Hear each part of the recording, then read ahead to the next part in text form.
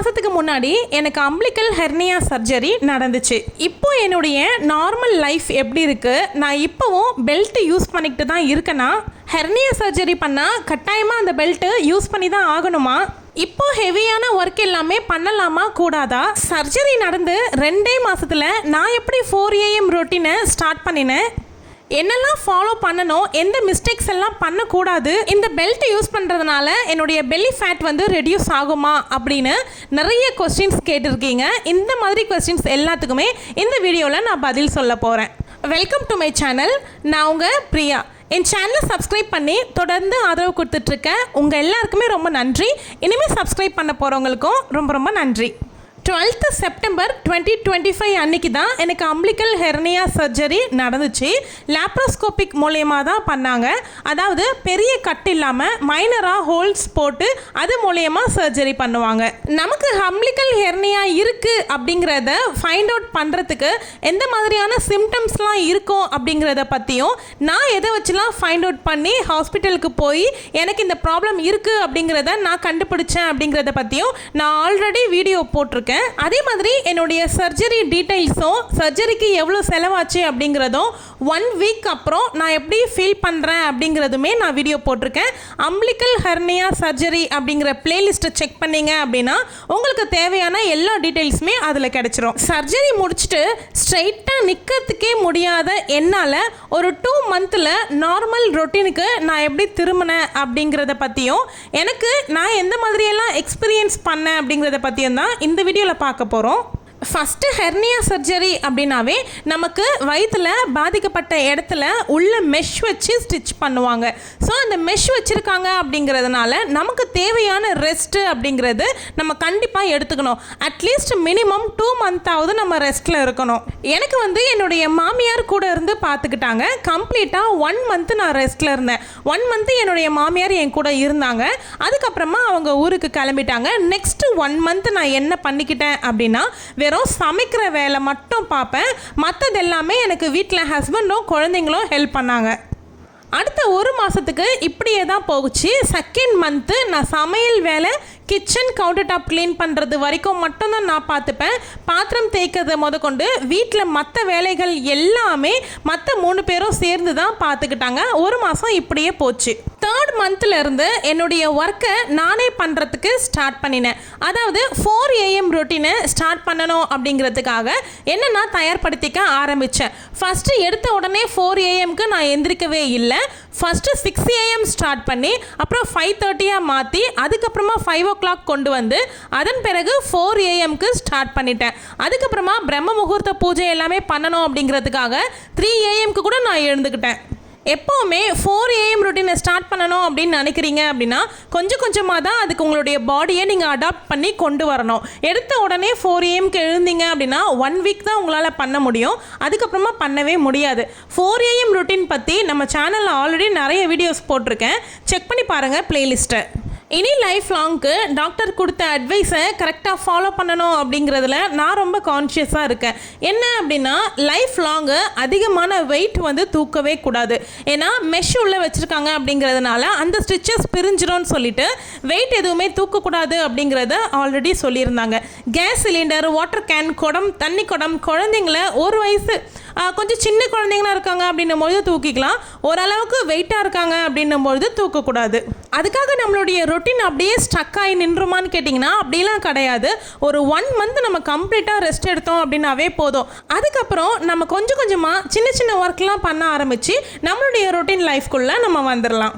என்னுடைய வீடியோ பார்த்துட்டு நிறைய பேர் நான் யூஸ் பண்ணக்கூடிய பெல்ட் பற்றி நிறைய வாட்டி கேட்டிருக்கீங்க. அவங்க எல்லாருக்குமே நான் கமெண்ட்ஸ்லேயே ரிப்ளை பண்ணியிருக்கேன். இருந்தாலும் சர்ஜரி டீட்டெயில்ஸ் பற்றி பேசுகிறதுனால இந்த வீடியோவில் நான் சொல்லிக்கிறேன். எனக்கு ஸ்டிச்சஸ் பிரிச்சுட்டு நான் வரும்பொழுது எனக்கு டேப்லெட்ஸ்ன்னு எதுவுமே எழுதி கொடுக்கல. எனக்கு எழுதி கொடுத்த ப்ரிஸ்கிரிப்ஷன் என்ன அப்படின்னா, 6 மந்த்துக்கு இந்த பைண்டர், அதாவது ஹிப் பெல்ட்டை நான் கண்டிப்பாக யூஸ் பண்ணியே ஆகணும் அப்படிங்கிறத தான் சஜஸ்ட் பண்ணி அனுப்புனாங்க டாக்டர். 6 மந்த்துக்கு கம்ப்ளீட்டாக யூஸ் பண்ணுறீங்க அப்படின்னும் பொழுது நமக்கு வந்து சர்ஜரி பண்ணியிருக்காங்க அப்படிங்கிறதுனால வரக்கூடிய பேக் பெயின் பிரச்சனை எதுவும் வராது அப்படிங்கிறதுனால தான் 6 மந்த்துக்கு பைண்டர் யூஸ் பண்ண சொல்லியிருந்தாங்க. அது மட்டும் இல்லாமல் நம்ம வேலை செய்யும் பொழுது வயிற்றுல எங்கேயும் இடிச்சுக்கிட்டோம் அப்படின்னா அது எதுவும் பெருசாக பாதிப்பு ஆகாமல் இருக்கணும் அப்படிங்கிறதுக்காகவும் தான் அந்த ஹிப் பெல்ட் வந்து சேஃப்டிக்காக. மற்றபடி நிறைய பேர் கேட்குற மாதிரி அதை வெயிட் லாஸ்க்காக யூஸ் பண்ணுறது கிடையாது.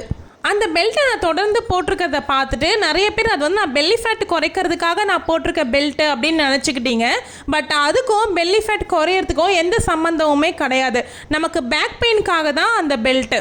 அதே மாதிரி அந்த பெல்ட்டுமே இப்போ நான் குறைச்சிக்கிட்டே வந்துட்டேன். 6 மந்த்து கம்ப்ளீட்டாக முடிகிற வரைக்கும் நான் கரெக்டாக ஸ்ட்ரிக்டாக யூஸ் பண்ணிக்கிட்டு இருந்தேன். அதுக்கப்புறமா நான் வந்து ஒரு நாளைக்கு ஒரு 2 ஹவர்ஸ் 3 ஹவர்ஸ் வந்து யூஸ் பண்ணாமல் கம்மி பண்ணுறதுக்கு ஸ்டார்ட் பண்ணேன்.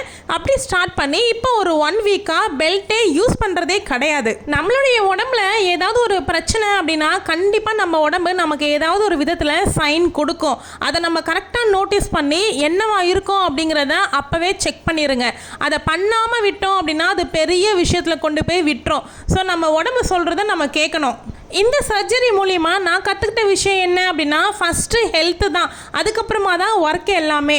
எஸ்பெஷலி பெண்கள் எல்லாருக்குமே நான் சொல்லிக்கிறேன், நம்மளுடைய ஹெல்த்தை நம்ம தான் கவனிக்கணும். நம்மளை யாரும் ஸ்பெஷலாக கவனிப்பாங்க அப்படிங்கிறது கிடையாது. நம்மளுடைய உடம்பு சொல்கிற சைனை நம்ம கரெக்டாக கவனித்தோம் அப்படின்னா தான் நம்மளை நம்ம ஆரோக்கியமாக பார்த்துக்க முடியும், நம்ம குடும்பத்தையும் நம்ம பார்த்துக்க முடியும். ஆனால் இப்போது 6 மந்த்துக்கு அப்புறமா நான் ரொம்பவே நல்லா ரெக்கவர் ஆகிட்டேன் அப்படின்னு தான் சொல்லணும். இப்போ நார்மல் லைஃப்குள்ளே வந்துட்டேன். ஸோ கொஞ்சம் கொஞ்சமாக என்னை நான் பிஸியாகவும் மாற்றிக்கிட்டு இருக்கேன். ரொம்பவும் ஸ்ட்ரெயின் பண்ணிக்க கூடாது அப்படிங்கிறதுக்காகவே கொஞ்சம் ரெஸ்ட் எடுத்து எல்லா வேலையும் செய்கிறேன் அப்படிங்கிறதுனால கொஞ்சம் உடம்பு சோம்பேறித்தனம் பட்டுருச்சு அப்படின்னு தான் சொல்லணும். பட் 6 மந்த்து ஆகட்டும் அப்படிங்கிறதுக்காக தான் நான் வெயிட் பண்ணிட்டு இருந்தேன். ஏன்னா நம்ம சோம்பேறியாக இருக்கோம் அப்படிங்கிறத நம்ம மைண்டில் போட்டுக்கிட்டோம் அப்படின்னா வேலை அதிகமாக செய்ய ஆரம்பிப்போம், திரும்பவும் நம்மளுடைய ஹெல்த்து தான் பாதிக்கும். அதனாலேயே நான் சிம்பிளாக பண்ணிக்கிட்டு இருந்தேன் இத்தனை நாளுமே. பட் யூடியூப்பும் பார்த்துட்ருக்கேன் அப்படிங்கிறதுனால எனக்கு டைமும் கரெக்டாக தான் இருந்துச்சு. முக்கியமாக ஒன்று சொல்லிக்க விரும்புகிறேன், நம்ம பண்ணிகிட்ருக்க இந்த பிஸ்னஸ்க்கு நிறைய பேர் வந்து எனக்கு சப்போர்ட் பண்ணிகிட்ருக்கீங்க, நிறைய பேர் ஆர்டர் பண்ணிகிட்ருக்கீங்க. அது எல்லாமே எனக்கு ரொம்ப சந்தோஷமாக இருக்குது. என்னை நம்பி பைசா போட்டு ஆர்டர் ப்ளேஸ் பண்ணி டெலிவரி பொருள் வந்து உங்கள் கைக்கு வந்து சேர்கிற வரைக்கும் ரொம்ப பொறுமையாக வெயிட் பண்ணுறீங்க. ஒரு சிலர் வந்து ஆன்லைனில் நான் ஆல்ரெடி நிறைய பேர்கிட்ட பே பண்ணி ஏமாந்துட்டேன்க்கா, நீங்கள் எனக்கு கரெக்டாக சென்ட் பண்ணிடுவீங்களா அப்படிங்கிறத தைரியமாக கேட்கவும் செய்கிறீங்க. தப்பு கிடையாது நீங்கள் அப்படி கேட்குறதுனால. அந்த சிஸ்டருக்குமே நான் வந்து ஒரே ஒரு தைரியம் தான் சொன்னேன், நீங்கள் ஆர்டர் ப்ளேஸ் பண்ணி 3 டேஸ்க்குள்ளே உங்களுக்கு ப்ராடக்ட் வந்துடும் சிஸ்டர், அதனால் நீங்கள் பயப்படாதீங்கன்னு சொன்னால் அதுக்கப்புறமா அவங்க தைரியமாக ஆர்டர் ப்ளேஸ் பண்ணாங்க. அதே மாதிரி இன்னொரு சிஸ்டர் வந்து அவங்களுடைய ஸ்கூல் பாப்பாங்களுக்கு ஃபங்க்ஷன் ஏதோ இருக்குது அப்படிங்கிறதுனால 1 டசன் பூ அப்படியே ஒரே கலரில் ஆர்டர் பண்ணியிருந்தாங்க. இந்த மாதிரி ஹியூஜ் சப்போர்ட் எல்லாமே எனக்கு கொடுத்துட்ருக்கீங்க. நான் என்ன பிஸ்னஸ் பண்ணிகிட்ருக்கேன் அப்படின்னு ஒரு சிலருக்கு இப்போ டவுட் வரும். புதுசாக இந்த வீடியோ மூலிமா நம்ம சேனலுக்கு வந்தவங்களுக்காக நான் சொல்லிக்கிறேன். நான் தலையில் வச்சுருக்கேன் பார்த்தீங்களா ஆர்டிஃபிஷியல் ஃப்ளவர்ஸ், அது ஒரிஜினல் ஃப்ளவர் இல்லை, ஆர்டிஃபிஷியல் ஃப்ளவர் தான். அந்த ஃப்ளவர் தான் நான் சேல் பண்ணிகிட்ருக்கேன். இப்போ நம்மக்கிட்ட 9 கலர்ஸ் அவைலபிள் இருக்குது. கலர்ஸ் பார்க்கணும் அப்படின்னு நினைக்கிறவங்க ஸ்க்ரீனில் தெரிகிற வாட்ஸ்அப் நம்பருக்கு மெசேஜ் பண்ணுங்கள். ஆர்டிஃபிஷியல் ஃப்ளவர்ஸ் பற்றின டீட்டெயில்ஸும் ஃபோட்டோஸுமே நான் சென்ட் பண்ணுறேன். வேணுன்றவங்க பிடிச்சிருக்கு அப்படிங்கிறவங்க ஆர்டர் ப்ளேஸ் பண்ணிக்கோங்க. இந்த சேனல் மட்டும் இல்லாமல் நான் ஆல்ரெடி இன்னொரு சேனலும் வச்சுருக்கேன். சேனல் நேம் வந்து மனிதியின் குரல் அப்படின்னு இருக்கும். இந்த சேனலுடைய கம்யூனிட்டி போஸ்ட்லேயுமே நான் அதை வச்சுருக்கேன், செக் பண்ணி பாருங்கள். நேம் போட்டிங்கனாலும் உங்களுக்கு சேனல் வந்து விசிபிளாக தெரியும், செக் பண்ணி பாருங்கள். அதில் வேறு மாதிரியான கண்டென்ட் தான் போட்டுட்ருக்கேன். விருப்பப்படுறவங்க சப்ஸ்கிரைப் பண்ணி வச்சுக்கோங்க. ஸோ இத்தனை ஒர்க்கும் நான் பண்ணிகிட்ருக்கேன் அப்படிங்கிறதுனால எனக்கு பிஸியாக தான் போயிட்டுருக்கு. இன்னுமே கொஞ்சம் பிஸியாக வச்சுக்கணும் அப்படின்னு தான் நான் நினைக்கிறேன். டாக்டர் சொன்னதுலேயே முக்கியமான விஷயம் என்ன அப்படின்னா, அம்பிளிக்கல் ஹெர்னியா சர்ஜரி பண்ணும்பொழுது நமக்கு உள்ளே வந்து மெஷ் வச்சு ஸ்டிச் பண்ணுறாங்க, கரெக்டுங்களா? அந்த மெஷ்னுடைய சைஸ் வந்து ப்ராப்ளம் ஆகாமல் இருக்கணும் அப்படின்னா நம்ம வந்து வெயிட் போடாமல் இருக்கணும். மெஷ் வந்து கூடவோ குறையவோ ஆக போகிறது கிடையாது.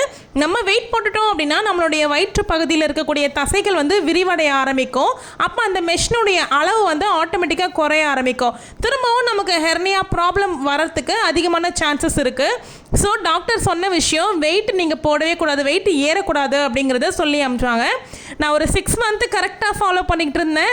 இப்போ திரும்பவும் கொஞ்சம் வெயிட் ஏறி இருக்கேன், 65 நியர்பை வந்துட்டேன். இப்போ கொஞ்சம் வெயிட் லாஸ் பண்ணணும் அப்படிங்கிறதுக்காக தான் இந்த கொள்ளு இட்லி மாவு ரெசிபியை செஞ்சுருக்கேன். ஒரு 7லேருந்து 8 கிலோ குறைச்சேன் அப்படின்னா கரெக்டாக இருக்கும். நான் கொஞ்சம் ரெஸ்ட்லேயே இருந்துட்டேன் அப்படிங்கிறதுனால கொஞ்சம் வெயிட் கூட்டிட்டேன். இப்போ ப்ரெசென்ட்டாக 65 இருக்கேன்ல, நான் ஒரு 57 வந்துட்டேன் அப்படின்னா கரெக்டானதாக இருக்கும். நான் ஆல்ரெடி டயட்டிஷியன்ஸ்லாம் எதுவுமே வச்சுக்காம நானே என்னுடைய மெத்தடை ஃபாலோ பண்ணி நான் ஒரு 10 kgs வரைக்கும் வெயிட் லாஸ் பண்ணியிருக்கேன் 2023ல். பட் இப்போ திரும்பவும் நான் ஸ்டார்ட் பண்ணி ஒரு 8 kg வரைக்கும் வெயிட் லாஸ் பண்ணேன் அப்படின்னா கரெக்டாக இருக்கும். சிம்டம்ஸு, சர்ஜரி, மற்ற டீட்டெயில்ஸ் எல்லாமே நான் ஆல்ரெடி சொன்ன மாதிரி பிளேலிஸ்ட்டை செக் பண்ணி பார்த்துக்கோங்க. அதில் உங்களுக்கு ஈச் அண்ட் எவ்ரி டீட்டெயில்ஸ் நான் கொடுத்துருக்கேன்.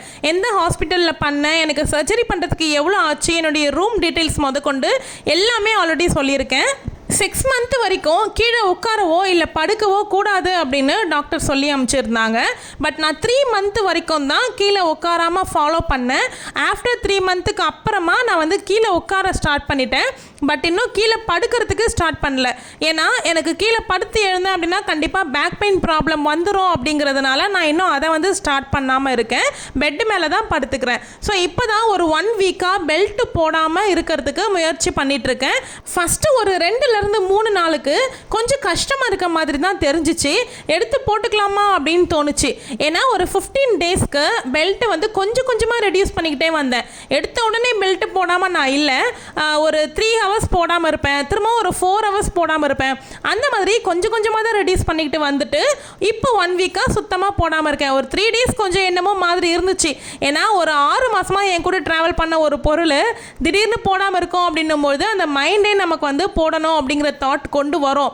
ஸோ அதை நான் அக்செப்ட் பண்ணிக்கிட்டு ஒரு 3 daysக்கு அப்புறமா எனக்கு அது எதுவுமே பெருசாக தெரியல. இப்போ நார்மலாக தான் இருக்கேன். சர்ஜரிக்கு அப்புறமா நான் எப்படி இந்த 4 AM ரொட்டீனை ஸ்டார்ட் பண்ணேன், எப்படி அதை வந்து நான் ஃபாலோ பண்ணிகிட்ருக்கேன், என்னுடைய சர்ஜரி முடிஞ்சு 2 மாதத்தில் எப்படி நான் 4 AM ரொட்டீனை ஸ்டார்ட் பண்ணேன் அப்படிங்கிற டீட்டெயில் தெரியணும் அப்படின்னா சொல்லுங்கள். நான் அதை செப்பரேட்டாக தனி வீடியோவாகவே உங்களுக்கு வந்து நிறைய டிப்ஸோடு சொல்கிறேன். சர்ஜரி பண்ணதுக்காக மட்டும்தான் அந்த 4 AM ரொட்டீன் நான் ஸ்டார்ட் பண்ணேன் அப்படின்னு கிடையாது. 4 AM அதிகாலையில் எழுந்துக்கணும் அப்படின்னு நினைக்கிற ஒவ்வொருத்தருக்குமே அந்த வீடியோ வந்து ரொம்ப யூஸ்ஃபுல்லாக இருக்கும். வேணும் அப்படிங்கிறவங்க கமெண்ட்டில் சொல்லுங்கள். நான் கண்டிப்பாக திரும்பவும் ஒரு 4 AM ரொட்டீனை வந்து நான் உங்களுக்கு ஸ்டார்ட் பண்ணுறதை பற்றின வீடியோ வந்து நான் தனியாக கொடுக்குறேன். அதே மாதிரி இப்போ ஆனுவல் லீவ் எல்லாமே விட்டுட்டாங்க. பசங்களை சமாளிக்கிறது கொஞ்சம் கஷ்டமான வேலை தான். அதுலேயும் இந்த ரெக்கவரி டைமில் எனக்கு இன்னுமே சிரமமாக இருக்கக்கூடாது அப்படிங்கிறதுக்காக பசங்களை பிஸியாகவும் ஆக்டிவாகவும் வச்சுக்கணும் அப்படிங்கிறதுக்காக நான் ஒரு வீடியோ போட்டிருக்கேன். நேற்றுக்கு போட்ட வீடியோ தான். பார்க்காதவங்க கண்டிப்பாக செக் பண்ணி பாருங்கள்.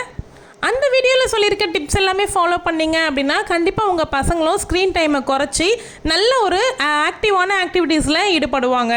இவ்வளோதாங்க என்னுடைய சர்ஜரி டீட்டெயில்ஸும் 6 monthனுடைய எக்ஸ்பீரியன்ஸும் இப்போ இந்த வீடியோவில் காமிச்சிருக்கிறத பற்றி கொஞ்சம் சொல்லிடுறேன். இந்த வீடியோ எடுத்த அன்னைக்கு தான் 6.5 month கழித்து நான் வந்து கிரைண்டர் யூஸ் பண்ணவே ஸ்டார்ட் பண்ணினேன் வீட்டில். அது வரைக்கும் நான் ஊற வச்சு கடையில் தான் கொடுத்து அரைச்சிக்கிட்டு வந்து யூஸ் பண்ணுவேன். அந்த அன்னைக்கு தான் ஃபஸ்ட்டு வீட்லேயே அரைச்சிக்கலாம் அப்படிங்கிற பிளானுக்கு வந்து கிரைண்டரை எடுத்து பழைய இடத்துக்கு வச்சு யூஸ் பண்ண ஸ்டார்ட் பண்ணியாச்சு. ஸோ இனிமே வாரம் மாவு எல்லாமே வீட்லேயே அரைச்சிக்கலாம் அப்படின்னு முடிவு பண்ணிட்டேன். இது வந்து கொள்ளு தோசைக்காக மாவு அரைச்சி எடுத்துக்கிட்டேன். இதனுடைய மெஷர்மெண்ட் டீட்டெயில்ஸ் எல்லாமே நான் அடுத்து தனியாக ஷார்ட்ஸ் கொடுக்குறேன், அதில் பார்த்து தெரிஞ்சுக்கோங்க. இது வந்து வெயிட் லாஸ்க்கு நமக்கு ரொம்ப ரொம்ப ஹெல்ப் பண்ணக்கூடிய ஒரு பொருள்னால் அது கொள்ளு தான். அப்புறம் இன்னொரு விஷயம், வெயிட் லாஸ் பற்றின டீட்டெயில்ஸ் வேணும் அப்படின்னா கமெண்ட் பண்ணுங்கள். நான் இனிமேல் எப்படி ஃபாலோ பண்ணுறேன் அப்படிங்கிறத வீடியோ எடுத்து உங்களுக்கு நான் ஒரு கோர்வையாக வீடியோ கொடுக்குறேன். அதாவது நான் ஒரு 1 week என்னுடைய ரொட்டீனை நான் வீடியோவாக பிடிச்சி நான் என்னெல்லாம் சாப்பிட்றேன், எப்படியெல்லாம் மெயின்டைன் பண்ணுறேன் அப்படிங்கிறத பற்றி ஒரு வீடியோவாக கொடுக்குறேன் அப்படின்னும் போது உங்களுக்கு ஃபாலோ பண்ணுறதுக்கு ஈஸியாக இருக்கும். வேணும் அப்படின்றவங்க இந்த வீடியோ கீழே கமெண்ட் பண்ணுங்கள். நான் இதுக்கப்புறமா வீடியோ எடுக்க ஸ்டார்ட் பண்ணுறேன். அதை பற்றி ஹெர்னியா சர்ஜரி பற்றி வேறு ஏதாவது டவுட் இருக்குது அப்படின்னா கமெண்ட்டில் கேளுங்க, நான் கண்டிப்பாக ரிப்ளை பண்ணுறேன். சர்ஜரி பிளேலிஸ்ட்டை நான் எண்ட் ஸ்க்ரீனில் வைக்கிறேன், வேணுன்றவங்க செக் பண்ணிக்கோங்க கிளிக் பண்ணி. இந்த வீடியோ உங்களுக்கு பிடிச்சிருந்தா வீடியோவை லைக் பண்ணி ஹைப் கொடுத்துக்கோங்க. புதுசாக சேனலுக்கு வந்திருக்கீங்க அப்படின்னா சேனலை சப்ஸ்கிரைப் பண்ணி சப்போர்ட் பண்ணுங்கள். தேங்க்யூ.